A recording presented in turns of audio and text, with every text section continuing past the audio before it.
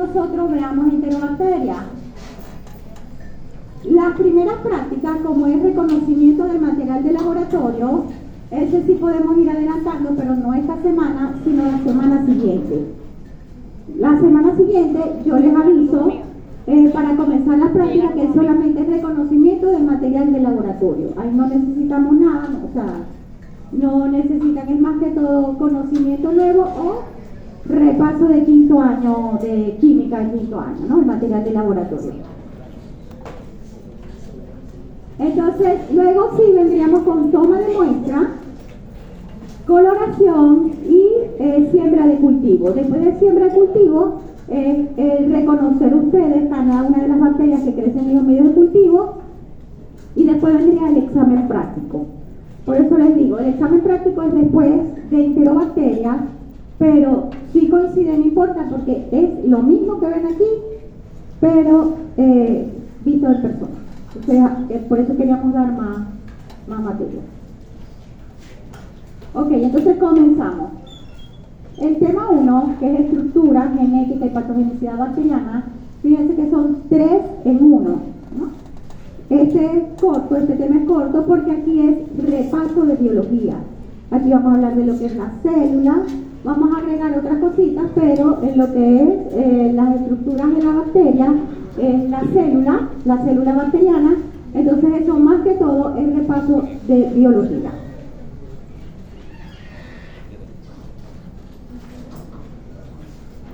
¿Cómo vamos a estudiar las bacterias? Las bacterias las vamos a estudiar de acuerdo a su morfología. Cuando nosotros hablamos de morfología, ojo, es solo la forma de la bacteria. Morfología tiene que ver con la forma de la bacteria. Entonces, de acuerdo a la bacteria, la forma de la bacteria, vamos a estudiar su tamaño. Ya les había dicho en la clase inaugural que las bacterias venían medidas en micrómetros. Cada bacteria o cada grupo bacteriano tiene una medida específica. No las vamos a preguntar.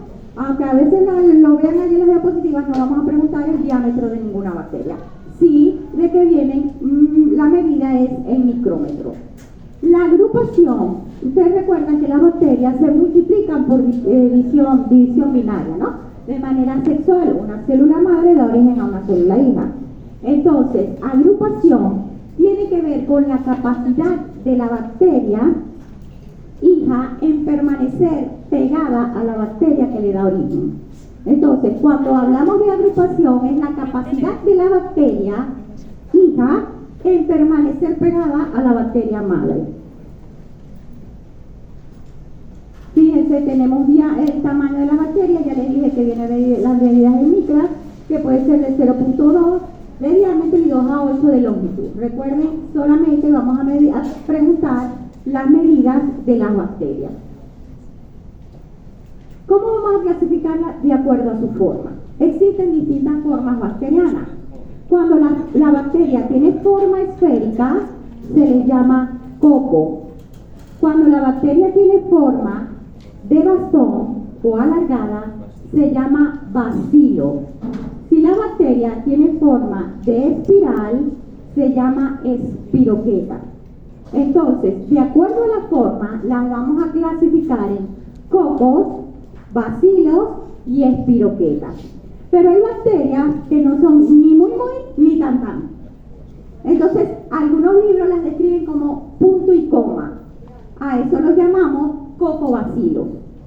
Entonces, hay bacterias que son cocos, bacilos, o pueden ser, por ejemplo, el Vibrio cholera.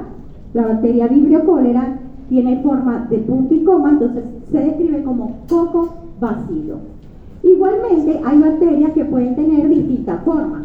O sea, la misma bacteria puede ser coco o cocobacilo. O sea, puede haber un coquito, que es esa bacteria, o puede haber un cocobacilo. Habíamos mencionado que las bacterias se van a agrupar de acuerdo a la afinidad que queden con la célula madre. Esto está en la próxima diapositiva, pero no se lo voy a colocar todavía para que me entiendan, ¿no? A mí no me gusta me gusta que me entiendan. Esto es la base del primer parcial, del segundo parcial y del examen práctico. Y de aquí en adelante, porque esto es base de fármaco. En fármaco tratamos a los pacientes de acuerdo a la forma y coloración de la bacteria. Entonces deben saber exactamente cómo es. Si nosotros tenemos una bacteria, fíjense que dijimos que le íbamos a agrupar de acuerdo a su forma, las íbamos a clasificar de acuerdo a su forma y de acuerdo a su agrupación. Entonces, si una bacteria es esférica, ¿cómo se llama? Coco. Si una bacteria permanece unida a otra bacteria en pareja, se llama diplo. Diplo, porque no he dicho la forma, solo diplo. Diplo es que la bacteria está agrupada en pareja. Si la bacteria está agrupada en cadena, se llama estrecto. Solo estrecto. Estrecto es la agrupación de la bacteria en cadena. Si la bacteria se agrupa en racimos, como racimos de uvas, se le dice estafilo. Se le dice estafilo. Entonces, de acuerdo a su agrupación, ¿cómo clasificamos las bacterias? Diplo, estricto Diplo, que se agrupan como en pareja. en pareja. ¿Cómo? Poco no, yo no he dicho la forma. En cadena. Estrecto, En cadena. estrecto, en cadena. ¿Y la otra? En racimo, estafilo. Estafilo en racimo. Cuadro, pero así no las llamamos, sino ya vemos la agrupación sola. Ya vamos a hablar de eso. Vamos a hablar de las bacterias. Porque hay otras que se agrupan que están aisladas, no se agrupan. Te pueden ver un poquito, un bacilo aislado, se coloca coco aislado, porque no está agrupado.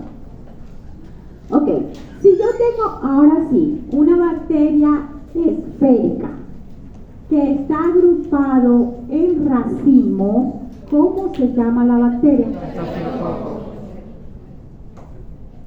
¿Cómo se llama la bacteria? Si yo tengo la bacteria esférica agrupadas en pareja, ¿cómo se llama la bacteria? Si yo la tengo en forma esférica agrupadas en cadena, ¿cómo se llama la bacteria? ¿Vamos cachando? Ahora, si yo tengo un bacilo agrupado en pareja, ¿cómo se llama la bacteria? En cadena. Y en racimos no se agrupan, no hay agrupaciones todavía, ¿no? Porque todavía sale una bacteria y un virus nuevo. En cadena, ¿cómo se llama? Y las espiroquetas no se agrupan. Cocos y racimos. Ok, esto ya lo habíamos mencionado, cómo ocurre la capacidad de la célula hija de permanecer unidas. Entonces aquí tenemos, fíjense, si son cocos agrupados en pareja, diplococos, en cadena, estreptococos, en racimos, estafilococos. Que cuando nosotros hablamos, si en la próxima clase que vamos a ver cocos gram positivos y hablamos de estreptococos, yo no les tengo que decir a ustedes, díganme la forma y agrupación porque ya se la deben saber. Si yo les digo, vamos a hablar del Streptococcus pneumoniae, ¿qué forma y agrupación tiene esa bacteria? En cadena. Son esféricos agrupados en cadena. Esta es la misma clasificación de los bacilos: bacilos, diplobacilos, estreptobacilos y cocobacilos.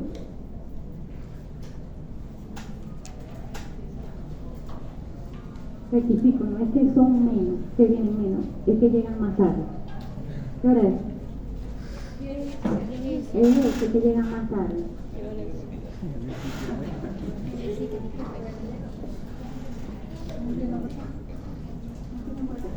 Ok, ahora sí comenzamos a repasar. Vamos a comenzar a repasar lo que es la célula. Cuando hablamos de la célula bacteriana, ya lo habíamos mencionado en la clase inaugural, ¿qué características tiene la célula bacteriana? Una célula procariota. Células procariotas. ¿Qué dijimos que eran las células procariotas? Las células que no poseen un núcleo definido. No tienen membrana nuclear bien definida, entonces la información genética está toda dispersa en el citoplasma. ¿Qué más? ¿Llegaron también y están conversando? No. ¿Me guardan los celulares, por favor? ¿Qué más? Se dividen de manera sexual por funcional. Correcto, ¿qué más? No tiene organelos como para Carecen de organelos, que son mitocondria, aparato de Golgi, ribosomas, etcétera, etcétera. Entonces, fíjense la estructura bacteriana. De aquí vamos a estudiar lo que es la parte externa, que es la cápsula, la pared celular, la membrana celular y la fibria, que es lo que nos va a permitir a la bacteria primero absorber cierta sustancia para determinar su forma. También la utilizan como protector del sistema inmunológico, y vamos a hablar también de lo que son los flagelos, que son las que le dan el movimiento a la bacteria. Entonces comenzamos por la parte externa, donde vamos a hablar de cápsula, pared celular y membrana citoplasmática. ¿Qué forma tiene esta bacteria? Vacío. Ok, cuando hablamos de los pilis, que son también llamados pelos o fimbrias, ellos van a tener una función muy importante, la de reproducción. Es decir, como ellos se reproducen de manera asexual, una célula hacia la otra, entonces, esto que está aquí, esto es el pilis, que está pasando la información genética de una bacteria a otra bacteria. Entonces, muy importante que cuando hablamos de pelos, fimbrias son aquellos que le van a permitir transmitir el material genético a otra bacteria. Cuando nos hablamos de que presentan generalmente las bacterias gram negativas, eso lo vamos a ver en la práctica, pero como vamos a ver lo que son cocos gram negativos, cocos gram positivos, vamos a hablar un poquito de lo que es la coloración de gram, y arriba, repito, si digo que ustedes quieren, se van a hacer coloraciones de gram para que las vean al microscopio. Gram, fíjense cómo se escribe, terminado en M, con G mayúscula, porque es un apellido. Gram es un apellido, entonces siempre debe ir con G mayúscula y terminado en M, Gram. Gram fue un científico que estaba estudiando las bacterias y determinó o inventó una coloración. Esa coloración, al colocársela a las bacterias, presenció que aquellas bacterias que absorben toda la coloración se tiñen de azul violáceo. A esas las llamó gram positivas. Y aquellas bacterias que no absorben la coloración de gram, las llamó gram negativas, porque se van a teñir de rojo o rosa pálido. Ya nosotros allá en el laboratorio les vamos a enseñar los colorantes que conforman todo lo que es la coloración de gram: el cristal violeta, el lugol, el alcohol ácido y la safranina, que es la que permite teñir a la bacteria de rojo cuando no absorbe la coloración. Entonces, ¿por qué ocurre esto? Lo vamos a ver ahorita cuando veamos la membrana celular de la bacteria, la pared celular. ¿Por qué? Porque las gram negativas presentan una especie de lipopolisacáridos que evita que la coloración se absorba. Es como cuando ustedes le echan coloración a una esponja, si ustedes le colocan una barrera, no entra la esponja, no la absorbe.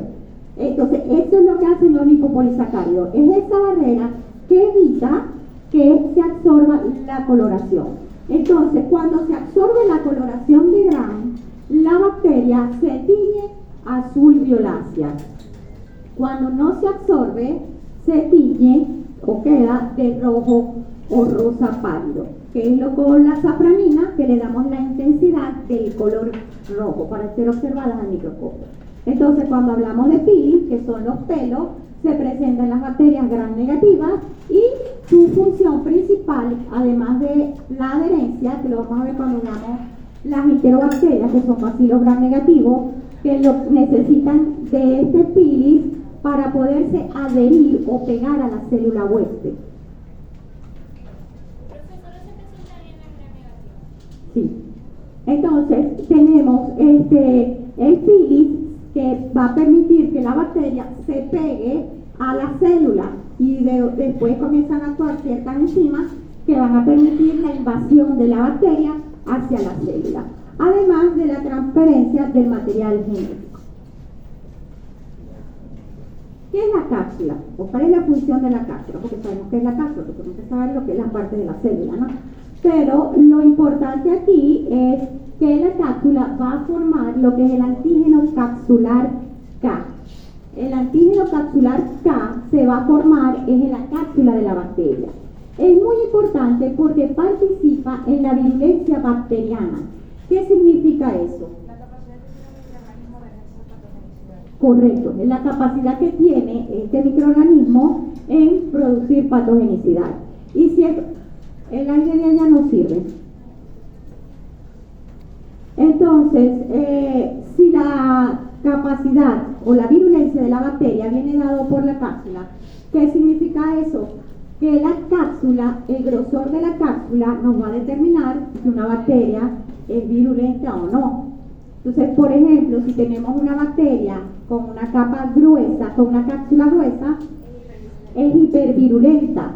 En cambio, si la cápsula es de menor grosor, es virulenta, pero no tan virulenta. Entonces, un ejemplo lo vamos a ver cuando veamos heterobacterias, donde tenemos la Klebsiella, que hay una Klebsiella pneumoniae clásica y una Klebsiella pneumoniae hipervirulenta. Y eso tiene que ver con el grosor de la cápsula. Si la cápsula es gruesa, entonces más virulenta es la bacteria. Ahí la tenemos aquí. Entonces, fíjense, esta es la cápsula de la Klebsiella pneumoniae y cuando esta cápsula es más gruesa, fíjense aquí, ¿verdad? Entonces se llama hipervirulenta. La pared celular, ya habíamos mencionado, de la pared celular ya habíamos mencionado lo que es la coloración de Gram y que ella iba a actuar allí, nos iba a permitir la coloración de Gram, identificar la bacteria en relación a su forma y agrupación. Ojo, cuando veamos la práctica, nosotros vamos a ver el microscopio y vamos a ver una bacteria. Nosotros tenemos, yo les dije en la clase inaugural que tenemos un género, por ejemplo el Streptococcus.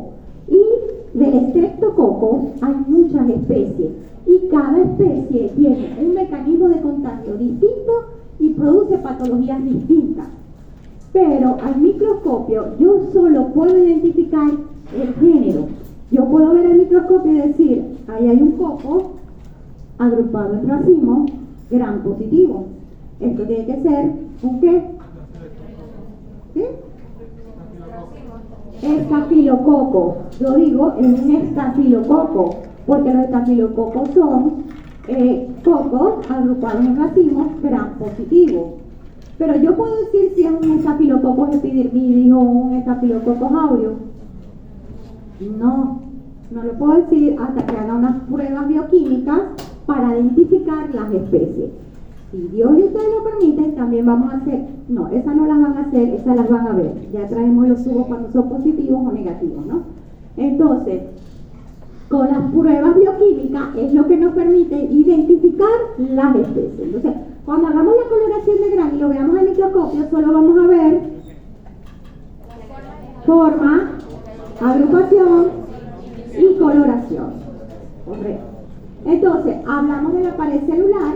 Entonces, lo más importante primero es el que tiene función o actúa sobre ciertos antibióticos. Y aquí nos pegamos con fármacos, que la ven el año que viene, para que vean que en microbiología no se despegan de ella más nunca. Más nunca. Cuando ustedes vayan a ver antibióticos, ustedes les van a decir, este grupo de antibióticos va a actuar sobre cocos Gram positivos. Entonces ya ustedes tienen que saber, bueno, los cocos Gram positivos son los estafilococos y los estreptococos. A este paciente yo le puedo colocar este antibiótico. ¿Por qué? Porque nosotros cuando tratamos a un paciente, por ejemplo, tenemos un paciente que tiene fiebre, ardor para orinar. Ya va que no estoy terminando.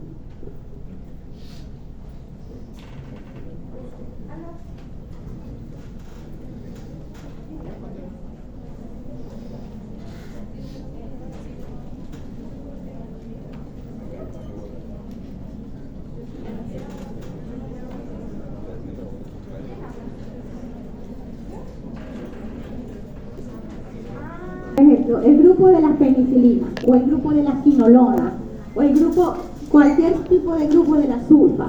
Entonces, si yo digo el grupo de las penicilinas, los beta-lactámicos o la quinolona, los que ustedes quieran, actúa sobre este grupo de bacterias. Ustedes tienen que saber, por ejemplo, que las quinolonas actúan sobre bacilos gram negativos. Entonces, si yo tengo un paciente que tiene fiebre, tiene dolor en hipogastrio, tiene disuria, que es dolor o ardor para orinar, entonces yo digo, el paciente tiene una infección en la orina. Pero los resultados de los cultivos los damos en 72 horas, 48 a 72 horas. Ya se van a dar cuenta por qué. Yo no puedo dejar a un paciente 48 horas con fiebre, dolor o ardor esperando resultados. Para poder tomar la muestra, siempre debemos, primero, el paciente no debe estar tomando antibióticos porque los antibióticos impiden el crecimiento de la bacteria. Entonces le decimos al paciente que tome la muestra y después le colocamos antibiótico. Pero ¿cómo vamos a saber nosotros qué antibiótico le vamos a colocar si en 48 horas nos dan el resultado? Primero, ustedes deben saber cuáles son los microorganismos más frecuentes en producir infecciones en la orina. Ya después que ustedes sepan, que lo van a ver en la clase 4, porque las enterobacterias son las bacterias que producen con mayor frecuencia infecciones en la orina, o se lo podemos decir ahorita, porque, dígame, ¿por qué? Porque ellas son flora o microbiota normal en intestino. Y generalmente en las mujeres, en las niñas, las mujeres embarazadas, cuando evacúan y se limpian de atrás hacia adelante, lo que está en el esfínter anal, que son las enterobacterias, las arrastran hasta las vías urinarias. Una vez que llegan a las vías urinarias, ascienden. ¿Por qué? Porque se van a adherir a las células, a la uretra. ¿Por qué? Por los pili se pegan, las bacterias se pegan a la uretra por los pili y comienzan a ascender hasta vías urinarias. Entonces yo digo, bueno, si las enterobacterias son las primeras causas de infecciones en la orina, tiene que tener una enterobacteria. ¿Qué pasa? Digo, bueno, las enterobacterias son bacilos gram negativos. ¿Cuáles son los medicamentos que actúan sobre bacilos gram negativos? La quinolona, por ejemplo, la ciprofloxacina, que la han escuchado nombrar, o los aminoglucósidos, que son la micacina, la gentamicina. Yo debo colocar uno de esos antibióticos mientras me llega el resultado del cultivo para ver si el paciente continúa con ese mismo tratamiento o hay que cambiarlo. ¿Quedó claro? Sí. Entonces, de allí la importancia de saber si la bacteria es gram positivo o gram negativo. Entonces, ¿cómo vamos a ver esta acción que tienen a ciertos antibióticos? Su composición y estructura permite clasificarla en grupos. Las gram positivas, que se van a colorear azul violáceo, las gram negativas, las gram variables, que hay unas que ni uno ni el otro, que pueden variar. Por ejemplo, la garnerela, ustedes la pueden ver, de repente la vio gram positiva, ella hace otra coloración de la garnerela y le salió gram negativa, entonces es gram variable. Y no reactiva a coloración de gram, que ya vamos a ver qué grupos de bacterias no coloreamos con gram.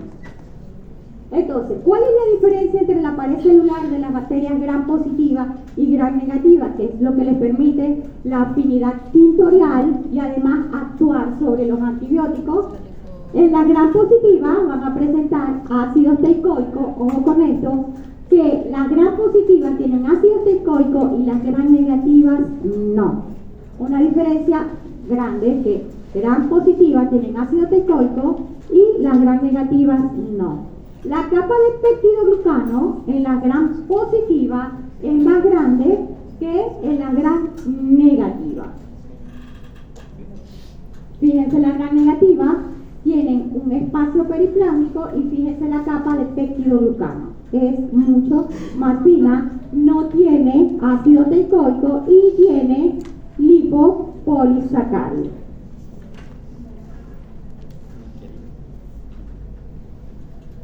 ¿Cuál es la función de esto? En los polisacáridos se va a formar el antígeno somático O. Antígeno somático O. ¿Cuál era el otro antígeno que conocimos? El antígeno capsular. ¿Dónde se produce? En la cápsula. Y saben ustedes, allá, Dime la profesora que todo el mundo le huye porque preguntan. ok, allá, toda esta fila para allá, donde se produce el antígeno K y qué es lo que hace. Cualquiera que levante la mano, si no lo hacemos democráticamente.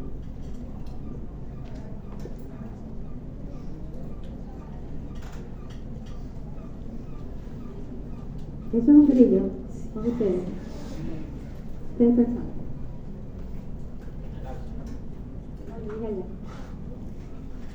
Allá. Cualquiera de los que tiene la mano así. Ya te vi que te la quitaste. ¿Dónde? ¿Cuál es la función? ¿Qué permite? El otro que tiene la mano así. Tampoco. ¿Alguien más? No, pero ella no. Ella que está levantando la mano allá. En la cápsula acá. Por aquí. Los de atrás.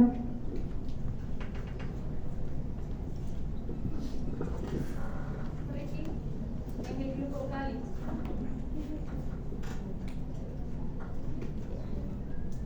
Te lo repito, micromedio difícil, es largo.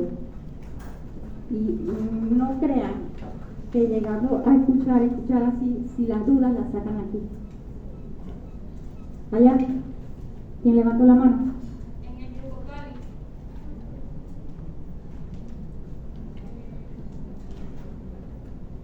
Atrás, las de lente. Ujú. En la cápsula, ¿cuál es la función? ¿Qué nos permite? ¿Qué nos dice? Ok, entonces, en relación a las gram negativas, dijimos que tenía lipopolisacáridos, se va a formar el antígeno somático O y el lípido A, que es una endotoxina. Ya vamos a hablar de lo que son las toxinas. Cuando hablamos de paredes celulares atípicas, habíamos dicho que teníamos gram positiva y gram negativa. Hay otro grupo de bacterias que carece de pared celular, entonces esas bacterias no se colorean de gram, que son micoplasma y clamidia. Esas son bacterias que carecen de pared celular. Si no tienen pared celular, no se pueden colorear. Hay otro grupo de bacterias que tiene en su pared celular ácidos micólicos. Estas son llamadas micobacterias. Las micobacterias tienen en su pared celular ácido micólico, por lo cual tampoco se colorean de gram, sino con Phil-Nielsen, que son las micobacterias tuberculosis y la lepra, es decir, las que producen tuberculosis y lepra. Hay algunos libros que describen que pueden teñirse cuando las tiñen de gram, se pueden ver gram positiva, pero eso no es fidedigno, no podemos decir, porque diríamos es un bacilo gram positivo y estamos descartando que sea un micobacterium tuberculosis.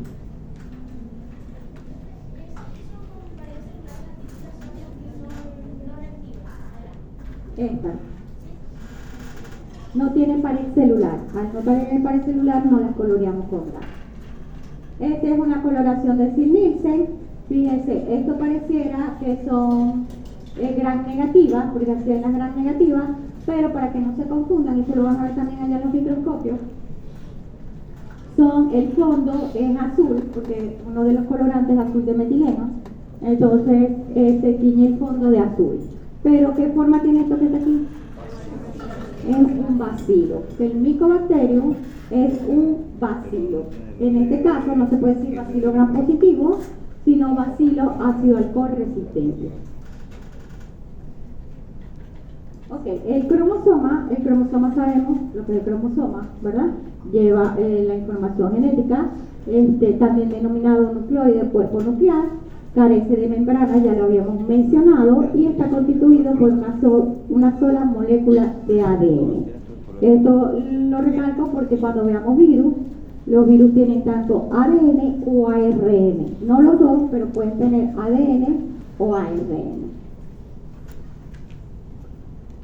Vamos a hablar ahora de lo que son los flagelos, son esto que está aquí, que van a permitir que el movimiento de las bacterias, van a producir lo que es el antígeno flagelar H.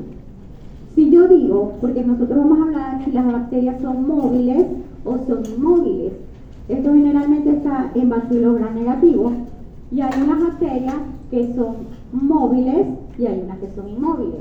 Por ejemplo, yo digo la Shigella, que es una enterobacteria, va a ser una bacteria bacilo gram negativo inmóvil. ¿Qué significa eso? Que no tiene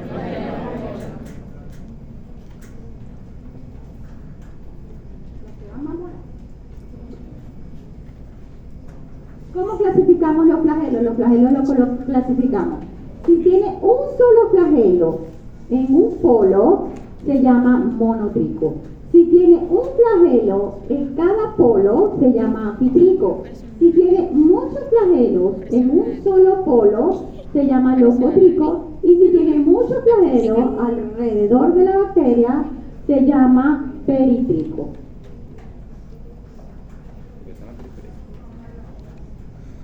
¿Qué son las esporas? Las esporas son células en estado de latencia. Células, también lo vamos a ver en la práctica, células en estado de latencia. Pero estas células en estado de latencia se pueden reactivar. En los géneros que encontramos, estas esporas son los bacillus, los clostridium. Y de acuerdo a la localización de la espora, puede ser terminal, central o subterminal. Esto lo vamos a ver en temas aparte, lo que son clostridium, está el Clostridium tetani, que es el que produce el tétano, y el Bacillus anthracis o anthrax, que es el que produce el anthrax. ¿Cuál es el fenómeno de esporulación? Una célula vegetativa da origen a una espora. Pero si hablamos de germinación, es al revés, es mediante una espora da origen a una célula vegetativa. ¿Qué significa esto? Hay un proceso, por ejemplo, que también lo vamos a ver en la práctica, que se llama pasteurización. La pasteurización, ¿cómo se produce la pasteurización? Pasteurización. ¿Ustedes no han escuchado leche pasteurizada, yogur pasteurizado, queso pasteurizado? Que pasa por un proceso de pasteurización. ¿Qué significa ese proceso de pasteurización?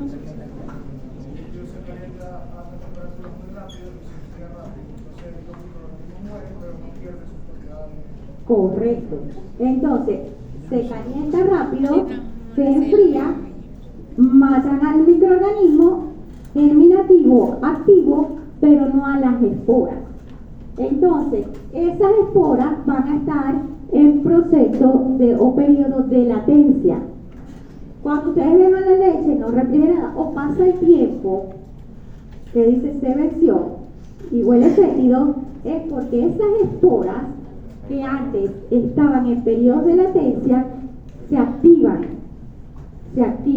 Por eso el proceso de pasteurización elimina las bacterias, mas no elimina las esporas. Y fíjense que las esporas pueden dar origen a una célula activa. Entonces, eso lo vamos a ver cuando veamos, a veces dice, vamos a calentar los alimentos. No todo lo caliente mata todas las bacterias. Igual que todo el frío no mata las bacterias. O sea, porque se congele no significa que la matamos. Porque el polo norte y el polo sur también hay bacterias. Y aquí, que más o menos la temperatura máxima mundial, también hay bacterias. Entonces, no crean que eso. Hay bacterias que sí se eliminan, pero hay bacterias que tienen esporas y que por mucho que las calentemos, pueden estar en periodo de latencia y se van a reactivar. Ya después del laboratorio vamos a ver cómo si las eliminamos a toditas. ¿Quedó claro? Sí. ¿Quedó claro? ¿Preguntas?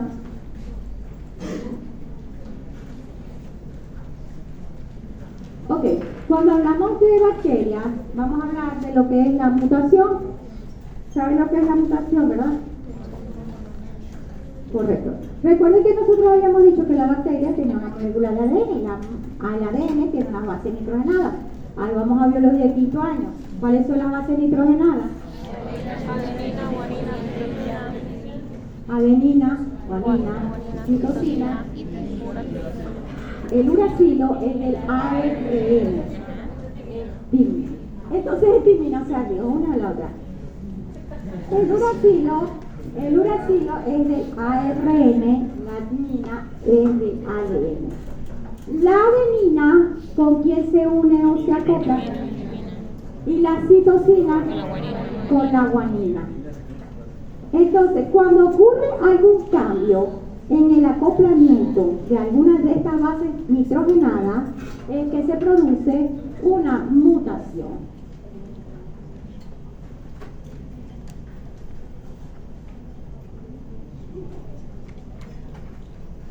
Ok, ¿cuáles son los tipos de mutación? Puede ser una puntual porque se sustituye una base nitrogenada por otra base nitrogenada. Es decir, metemos una guanina donde no va guanina y sacamos una citosina. Entonces, es cuando hay sustitución de una base nitrogenada que puede ser el cambio de sentido o mutación terminada. Ustedes recuerdan que cuando nosotros vimos biología quinto año, no sé si ustedes hicieron la molécula en anime. Bueno, en mi colegio sí las hicimos.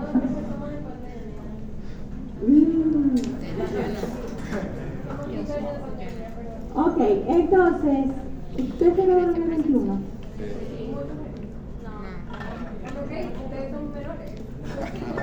Ok, entonces, recuerden que el ADN es una molécula de doble hélice, ¿verdad? Entonces, una va en un sentido 3', 5', y la otra 5', 3'. Ah, eso sí se acuerdan. Bueno, eso lo van a escuchar mucho aquí. Ojo, yo no lo pregunto en el examen.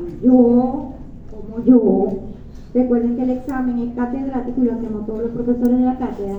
No lo pregunto, pero cuando escuchen alguna de las clases, 3' se dirige 3', 5', ya sepan de dónde viene todo, ¿no? Entonces, es una doble hélice donde cuando se desdoblan, una se une con su base complementaria y esta se une con su base complementaria para replicarse. Entonces se van a dirigir 3', 5', 3'. Ok, cuando ocurre esto, esta sustitución de base puede ser de aminoácidos de una proteína sintetizada. Y cuando se ocurre una mutación terminadora es cuando la sustitución de base produce un codón de terminación. ¿Saben lo que es el codón? Correcto, los 3 últimos núcleos. Ay, no sé si se acuerdan. Lo que no, repásenlo, porque lo vamos a hablar así, y ya asumimos que... Ok, ¿cuáles son los mutágenos que pueden hacer que estas bacterias pasen por este proceso? Pueden haber tanto agentes químicos como, que son por ejemplo el ácido nitrito, como radiaciones, tanto los rayos X, los rayos ultravioleta. Ellos van a producir mutaciones a nivel no solo bacteriana, ¿no? Pero nosotros solo vamos a hablar de las mutaciones bacterianas. Ok, vamos entonces, como estamos estudiando genética bacteriana, vamos a hablar simplemente, vamos a definir, para que sepan cómo ocurre, 3 procesos donde se va a pasar la información genética de una bacteria a otra. Entonces, tenemos lo que es la transformación, en estos casos tenemos Bacillus, Haemophilus, Neisseria, Actinobacter, Streptococcus y Staphylococcus. Este grupo de bacterias se va a multiplicar por un proceso de transformación genética. Simplemente una célula, una cadena va a ser donadora y tenemos la célula receptora. La célula donadora se va a apilar frente a lo que es la donadora, pasa su información genética y luego se degrada para ser eliminada. Solamente me interesa que sepan cuáles son los procesos de genética o pasos de información. Esto que está aquí es para que sepan, pero yo no le pregunto, por ejemplo, la Neisseria, ¿cómo es su proceso de...? No. Simplemente le puedo preguntar, cierren la puerta por favor, les puedo preguntar cuál es el proceso de transformación, cuál es el proceso de conjugación, cuál es el proceso de transformación. Cuando hablamos de conjugación bacteriana, el material genético se transfiere de una bacteria a otra bacteria. Entonces tenemos aquí la información genética que se transfiere a otra célula hermana. ¿Ustedes han escuchado hablar de plásmido? ¿Qué es el plásmido? El plásmido es una parte de ADN cromosómico extracromosómico que se va a encargar de transmitir información hacia otra bacteria. Correcto. Entonces, en el proceso de conjugación, lo importante es que la información genética... ¿En qué grupo tocaste tú? 3, Marte. Marte. Ajá. Ok, tú. Los jueves. ¿Tú? Ok, eso significa que cuando hablamos del proceso de conjugación es cuando se pasa la información genética de una bacteria a otra bacteria a través de un plásmido. Y cuando hablamos de traducción bacteriana, la información genética pasa a través de un bacteriófago o un fago. ¿Qué es un bacteriófago? ¿Y por qué ustedes saben eso? Ay, ¿tú no puedes? Ok. Eso. La traducción es la información pasa a través de un bacteriófago o fago, que es un virus, que sería este que está aquí, ¿verdad? Capaz de infectar una bacteria.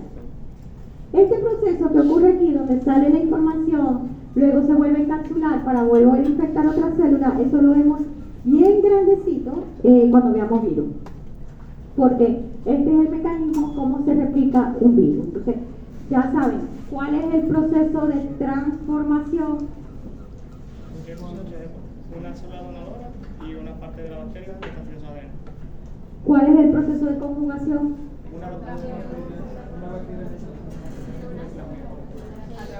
A través del plásmido. Y el proceso de traducción un bacteriófago. a través de un bacteriófago, que es un virus capaz de infectar una célula. Vamos por el tercer punto, que es el mecanismo de patogenicidad bacteriana. Aquí vamos a definir términos que ya habíamos mencionado y que ya lo han dicho ustedes. Lo que es, recuerden que cuando yo les dijimos en la clase inaugural que la bacteria normalmente está en nuestro cuerpo y es lo que llamamos microbiota o flora normal anteriormente, que nos ayuda en las defensas porque también nos ayuda con el sistema inmunológico. Entonces, cuando hablamos de microbiota, son aquellas bacterias que se encuentran en un lugar produciendo beneficios para la célula. ¿Qué pasa? Que cuando esa bacteria, por algún motivo, sea por cambio de pH, sea por migración, o sea porque son transitorias, o sea, pasaron por allí, pero produjeron la enfermedad porque se quedaron más de lo que debían, son bacterias transitorias, porque ellas pueden cambiar de lugar sin producir enfermedad. Pero cuando hay algún cambio, estas bacterias pasan a ser patógenas. Por ejemplo, el mismo ejemplo que les estaba dando, tenemos bacterias intestinales, normalmente en intestinos son beneficiosas, flora intestinal, microbiota intestinal. Pero cuando pasan a vías urinarias, porque nosotros las arrastramos, entonces ya están produciendo patología a nivel urinario. Igual pasa con la piel, nosotros tenemos Staphylococcus aureus como flora o microbiota a nivel de piel. Cuando nosotros los cortamos, por muy pequeña o muy superficial que sea la herida, esa bacteria penetra y va a producir patología, porque de hecho es una de las principales bacterias productoras de infecciones de piel y tejidos blandos, pero está normalmente en piel. Entonces, igual que tenemos la Gardnerella, que normalmente a nivel vaginal como flora normal, cambia el pH y entonces ahí es cuando nosotros vemos que se convierte en patógeno. Entonces, normalmente tenemos bacterias. Entonces, cuando hablamos de colonización, es la persistencia de una bacteria en piel mucosa sin producir enfermedad ni respuesta inmunitaria. Eso es lo que llamamos microbiota. la puerta de entrada. Si yo digo el Staphylococcus aureus, colonización nasal de Staphylococcus aureus, y yo consigo en nariz, porque es a nivel nasal, un Staphylococcus aureus, significa que es su puerta de entrada, por allí entró. Entonces, es establecimiento del patógeno en la puerta de entrada. Y cuando hablamos de colonización, no significa que está produciendo enfermedad. Cuando hablamos de infección, es el establecimiento de la bacteria, pero no hay manifestaciones clínicas, pero sí hay una respuesta inmunitaria. Y cuando hablamos de enfermedad infecciosa, es la infección que sí tiene manifestaciones clínicas. Cuando nosotros hablamos, por ejemplo, del VIH, el paciente tiene el virus, está infectado, pero no tiene manifestaciones clínicas. Entonces, igual puede pasar con el VPH, el herpes, pueden estar localizado, pero produce una respuesta inmunológica, pero no tiene manifestaciones clínicas. Es lo que conocemos como... No. Un paciente que tiene el microorganismo no presenta manifestaciones clínicas, pero es capaz de transmitirlo. Portador sano, un portador sano. Lo escucharon mucho cuando hablaron de COVID, ¿verdad? Los portadores sanos. Ay, yo no tengo nada, pero se lo pegué a un familiar. Yo era portador sano. Entonces, portador sano, el que tiene el microorganismo, es capaz de transmitirlo, pero no tiene ninguna manifestación clínica. ¿Cómo? No, el VIH seropositivo es porque tienes el virus, pero no tienes manifestaciones clínicas, pero eres capaz de transmitirlo. Entonces, igualmente, ¿no? Cuando hablamos de, que lo vamos a ver en la práctica, de contaminación, en la contaminación, no sé si está aquí, no. En la contaminación no hay respuesta inmunológica, no hay manifestaciones clínicas. Entonces, yo puedo decir, no coloquen el celular aquí porque esto está infectado. ¿Puedo o no puedo? ¿Por qué no? Porque yo no puedo colocar el celular en la mesa porque la mesa está infectada. Si yo coloco lleno esto de, si yo coloco el estafilococo y yo pinto la bacteria por estafilococo y coloco mi celular, yo puedo decir mi celular se infectó de estafilococo. Porque no produce la respuesta inmunitaria. ¿Por qué? Porque no hay respuesta inmunológica. Si no hay respuesta inmunológica, yo no puedo decir esto está infectado. ¿Quiénes nos infectamos? Nosotros, que somos capaces de producir respuesta inmunológica. Entonces nosotros no podemos decir quita ese de ahí que está infectado, o se te va a infectar el bulto si lo colocan en el piso, porque no produce respuesta inmunológica. Entonces, en ese caso, está contaminado. Cuando hablamos de patogenicidad, eso es para la clase práctica, es la capacidad de causar enfermedad superando la respuesta del huésped. La virulencia es el grado o magnitud de patogenicidad, invasividad es la capacidad de penetrar a otros tejidos y la toxicidad es la capacidad de producir sustancias tóxicas.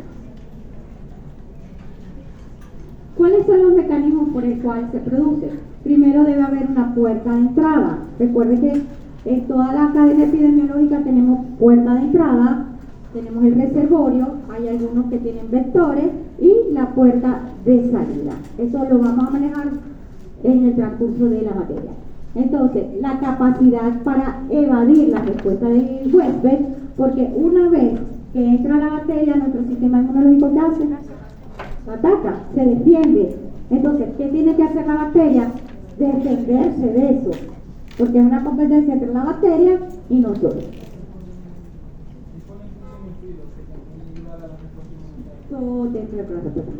Lo que va a utilizar la bacteria para defenderse de lo que estamos haciendo nosotros, que es el sistema inmunológico. Exacto. Ok. Para las puertas de entrada de la bacteria, para causar enfermedad, los patógenos deben ingresar al huésped, adherirse, penetrar y evadir las defensas del organismo para de esa manera producir daño. Algunos van a causar enfermedad porque van a acumular productos de desechos y otros van a producir enfermedad sin penetrar, como por ejemplo las caries dentales y el acné.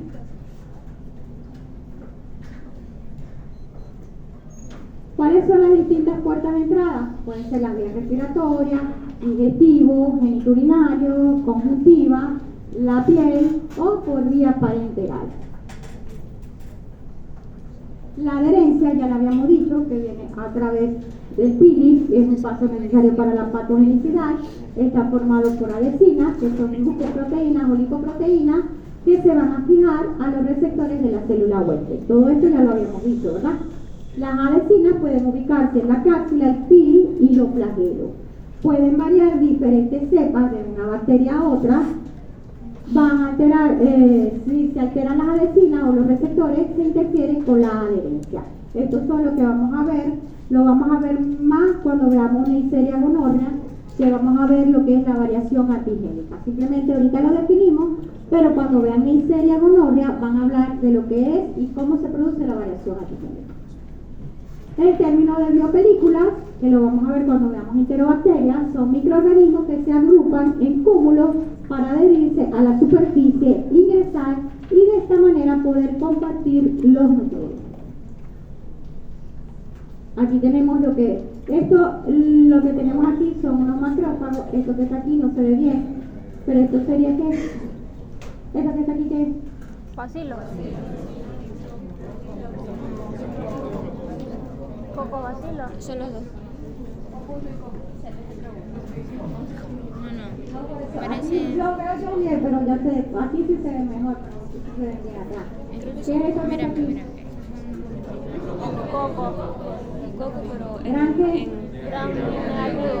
Diplococos gran negativos, que son las Neisseria, entonces que pueden alterar los antígenos de su superficie a través de un proceso denominado variación antigénica. Esta proteína es un ejemplo, pero no lo vamos a explicar ahorita porque cuando vean Neisseria gonorrea sí van a hablar de la proteína OPA y de los lipopolisacáridos. Eso lo van a ver cuando vean tema 3, que es Neisseria, tanto gonorrea como meningitis, pero vamos a hablar de la variación antigénica de la Neisseria gonorrea.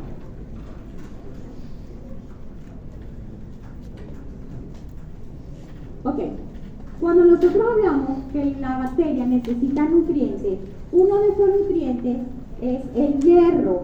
Entonces, la bacteria necesita hierro para poderse alimentar y eso lo hace a través de unos aparaticos llamados siderópodos. Cuando nosotros tenemos pacientes, ¿no?, que dicen que tiene una infección bacteriana X y le van a colocar antibióticos, mucha gente dice, muchas de las cosas que dicen las abuelitas, que siempre digo, las abuelitas tenían razón, pero no con la lógica que tiene que ser, ¿no?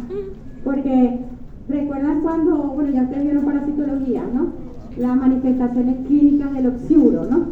Entonces cuando hay prurito anal, las abuelitas decían, le pica la luna, la oxiuro, tiene parásito, no decía oxiuro, parásito. O si no, la luna de cachito, el niño tiene tos, tiene parásito. Todo el mundo, parásito. Si ustedes llevan a un niño a una consulta y solamente dice, tiene tos, lo primero que piensa es un problema respiratorio, ¿verdad? Jamás van a pensar que el Ascaris lumbricoides migró. Nada. Lo último que pero la abuelita las escucha toser y le dice, la luna de cachito, la tos, tiene parásito. ¿Qué tiene parásito? No por la luna, pero sí tiene parásito. Entonces yo siempre digo, las abuelitas tienen razón, sin lógica, pero tienen razón, ¿no? Entonces, cuando escuchan decir, no sé si se escucha mucho decir, tiene una infección, te van a poner antibióticos. Toma hierro porque los antibióticos te van a producir anemia.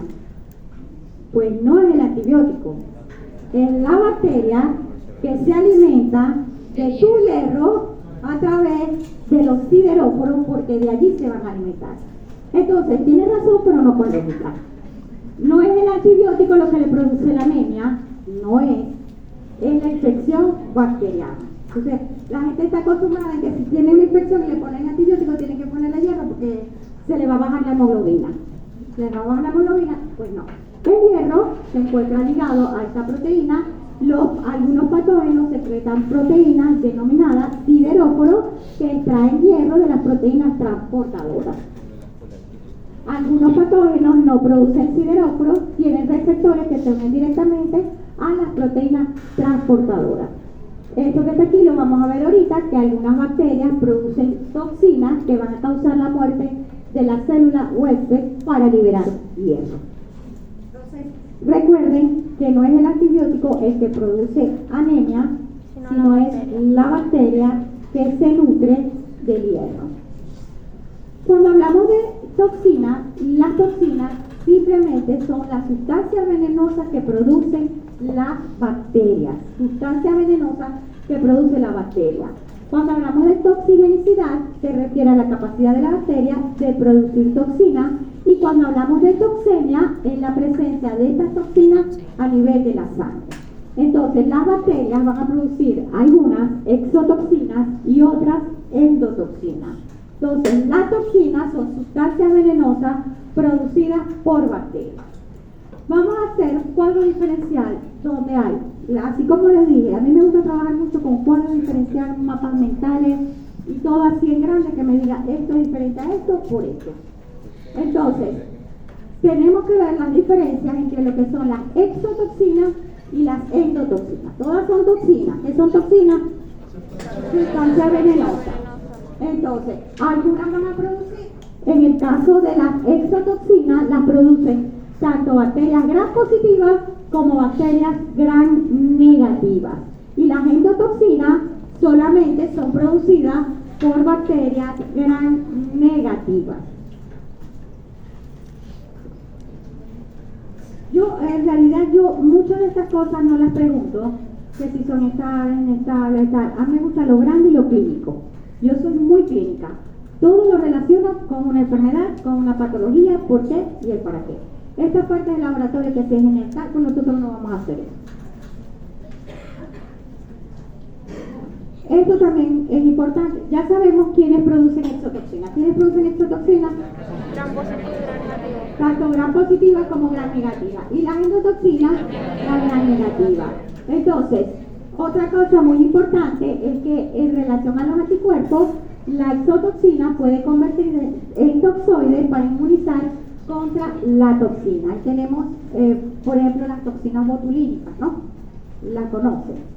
Entonces, las exotoxinas se pueden convertir en toxoides para inmunizar contra la misma toxina. Otra cosa que me interesa es la toxicidad. Fíjense, la exotoxina es alta y la endotoxina es baja. Eso significa que la dosis letal para las exotoxinas es pequeña y para las endotoxinas es mayor. ¿Alguien me quiere explicar eso? No. Cuando yo digo alguien es alguien, no alguien. ¿Alguien me quiere explicar la relación que hay entre toxicidad y dosis letal? ¿Saben lo que es dosis letal, verdad? Allá atrás, ¿saben lo que es dosis letal? ¿No saben? Levanten la mano los que sepan. De atrás, la mitad del salón para atrás. Levanten la mano los que no sepan lo que es la dosis letal. Y los que no lo levantan son los niños.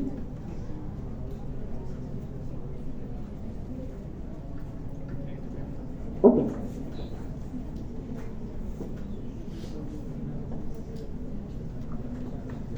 La última fila. ¿Saben lo que es dosis letal? La siguiente fila. ¿Saben lo que es dosis letal? ¿Saben o no saben? ¿Saben qué es dosis letal?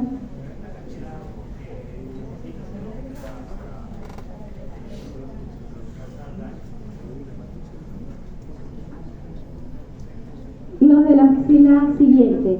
¿Cuál es la relación entre la toxicidad y la dosis letal? Los de la siguiente fila. Los de la siguiente fila. No.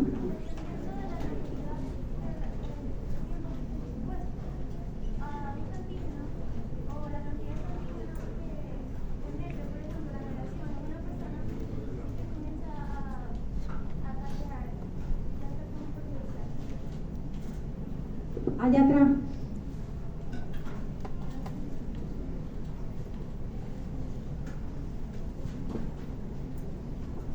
Hacia adelante.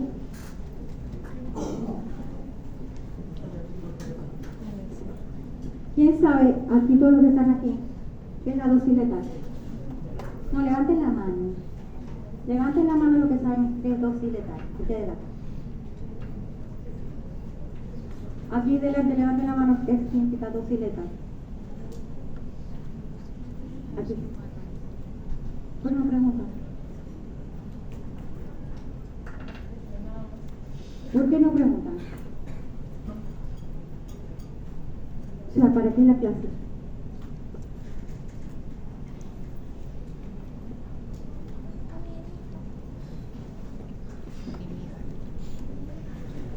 En la clase de repaso. Todavía no hemos entrado en materia. Esto es para que vayan con los conocimientos generales a la materia. Pero igual yo va para el examen. ¿Quién me lo explica? La dosis letal es la dosis máxima que puede tener porque después mata al paciente, o sea, el enemigo. No, más bonito. Es la dosis que es necesaria para poder producir la muerte de un individuo. Ok, entonces, ¿quiénes producen exotoxina? Ok, si decimos que es la toxicidad, si decimos que son bacterias gram positivas y gram negativas, que tiene una toxicidad alta, ¿qué significa que la dosis letal es pequeña? Que necesita menos concentración, menos cantidad, porque es altamente concentrada. Si yo digo que ¿quiénes producen endotoxina? Solo las gram negativas. Y si decimos que la toxicidad es baja y que la dosis letal tiene que ser mayor.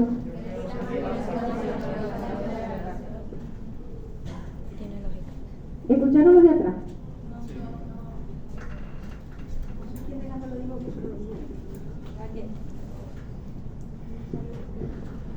Las bacterias que producen endotoxinas, que son los gram negativos, ellas van a producir una toxicidad baja, pero se va a necesitar una cantidad de toxinas mayor para poder producir la dosis letal, a diferencia de la exotoxina. Listo. Ok, ¿cuáles son las enfermedades que van a representar las exotoxinas? Gangrena, tétano, botulismo, difteria, todo esto lo vamos a ver más adelante. Y las endotoxinas que es producida por bacterias gram negativas, fiebre tifoidea, infecciones urinarias, meningitis, etc. Eso lo vamos a ver más adelante. Superantígenos, simplemente vamos a dar la definición porque de los superantígenos vamos a hablar en la próxima clase de cuando hablemos de esto, estafilococos aureus y estreptococos. Vamos a hablar de lo que son superantígenos. Simplemente son aquellos antígenos que provocan una respuesta inmunitaria muy intensa. Estimulan de forma no específica la proliferación de linfocitos T y se van a liberar grandes cantidades de citoquinas. Las concentraciones elevadas pueden producir en sangre náuseas, vómitos, diarrea, shock e incluso la muerte. Entonces, cuando hablemos de estafilococos aureus, vamos a hablar de una patología que se llama el síndrome de shock tóxico, que es por superantígeno, es decir, una respuesta inmunitaria acelerada. Entonces, es prácticamente un suicidio, ¿no? Nosotros mismos nos matamos, por decirlo de alguna manera. Entonces, cuando hablemos de estafilococos aureus, que produce el síndrome de shock tóxico, es producido por superantígeno, donde hay una respuesta inmunitaria acelerada. Este es un cuadrito, que este lo hice yo. No, este lo hice yo por hacerlo para que más o menos se oriente, ¿no? Pero esto no lo vamos a preguntar, lo podemos preguntar así en las prácticas para que sepan, ¿no? Que es las partes, las bacterias que se encuentran. Esto no se lo voy a preguntar, antes lo preguntábamos en práctica, pero por lo menos para que sepan, porque eso lo tienen que saber, la microbiota en cada área. ¿Por qué? Porque si yo les doy a ustedes un cultivo, por ejemplo, le hacemos un cultivo de pie y me sale estafilococos epidemiologicus. el estafilococo epidermidis no produce patología, microbiota de piel, y lo reporta en el cultivo de estafilococo epidermidis. Y se lo digo porque ha ocurrido miles y miles de veces donde el médico lastimosamente pregunta por el antibiograma. ¿Y cómo vas a hacer? ¿Para qué tú necesitas el antibiótico para matar una microbiota? Entonces lo que hemos optado nosotros en microbiología es no reportar flora normal, sino se evidencia abundante flora normal, se evidencia abundante microbiota o microbiota normal para el área, porque matan la microbiota. O sea, ven el nombre de una bacteria sin saber qué es, dónde es, si es normal, si es lo que nos está ayudando, la quieren eliminar de una vez. Entonces, el uso excesivo de antibióticos es la próxima pandemia que estamos viviendo. Resistencia a los antibióticos, que puede ser por el uso excesivo, así como con el COVID, acitromicina para todo el mundo, levofloxacina para todo el mundo, que nos enteramos que los virus son atacados por antibióticos allí, o el paciente pero el paciente hace daño antibiótico de una vez, o por el uso excesivo de antibióticos o por la disminución en la cantidad de su uso. Por ejemplo, tengo un paciente con una Escherichia coli en orina que necesita una ciprofloxacina durante 7 a 10 días. Y por supuesto, a las 48-72 horas que el antibiótico comienza a hacer efecto, las manifestaciones clínicas van desapareciendo. Cuando el paciente al tercer día dice, ay, ya me siento bien, ya no tengo nada, suspende el antibiótico y la bacteria vuelve a reactivarse. Entonces, eso hace resistencia al antibiótico. Aquellos niños que sufren todo el tiempo de la garganta y empieza la mamá, lo llevaron una vez, tenía una faringitis fustacia, le colocaron su ampicilina, su amectin, lo que sea, su Longacet, y agarran, le vuelve a dar en 3 meses con ampicilina, ese le quito con ampicilina, y después otra vez, cada vez que tenga, o si no la diarrea con el bendito Bactron, cada vez que un paciente tiene diarrea le tapa su Bactron. Entonces hay resistencia a antibióticos que son de amplio espectro. Cuando yo hablo de amplio espectro, significa la capacidad que tiene ese antibiótico con acabar con las bacterias. Por ejemplo, si ustedes son todas bacterias, todos ustedes son bacterias. Entonces, este grupo son bacterias cocos gram positivos. Aquel grupo son cocos gram negativos. Estos son bacilos gram positivos y aquel son bacilos gram negativos. Entonces vengo yo y lanzo un antibiótico. Y el antibiótico solamente me acabó con los cocos gram positivos. Entonces yo digo que es de pequeño, no es de amplio espectro. Pero ahora sí, yo tengo un antibiótico que me acabó con los cocos, tanto gram positivos como gram negativos y con bacilos. Yo digo, ese antibiótico es de amplio espectro. ¿Qué pasa? Que tenemos antibióticos, yo no sé si han escuchado hablar de meropenem, imipenem. Esos son antibióticos de amplio espectro que los quieren colocar como agua, pues. Me pico aquí, meropenem y el día. Entonces, ¿qué pasa? El día que necesitemos el meropenem, no. Y como decía mi profesor de fármaco en aquella época, no queramos matar una garrapata con un cañón.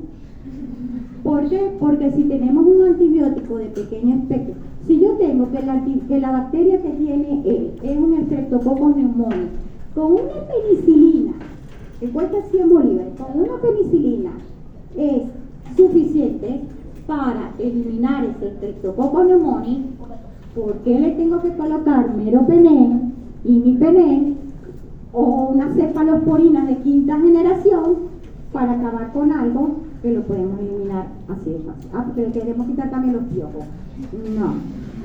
O sea, no, pues para eso están los cultivos, para determinar el microorganismo y el antibiótico que vamos a utilizar para esa bacteria. Entonces, cuando estemos hablando, aquí en micro no vamos a hablar mucho de los antibióticos, no vamos a hablar, puede ser que mencionemos uno que otro, pero no los preguntamos en el examen porque yo les doy ejemplos de los términos que ustedes que sé que han escuchado, amicacina, gentamicina, ampicilina, albatrón, pero ustedes tienen que saber el fármaco, a qué grupo pertenece y por qué se llama así. Entonces, por eso, pero si les van a preguntar si son sensibles o resistentes a ese antibiótico.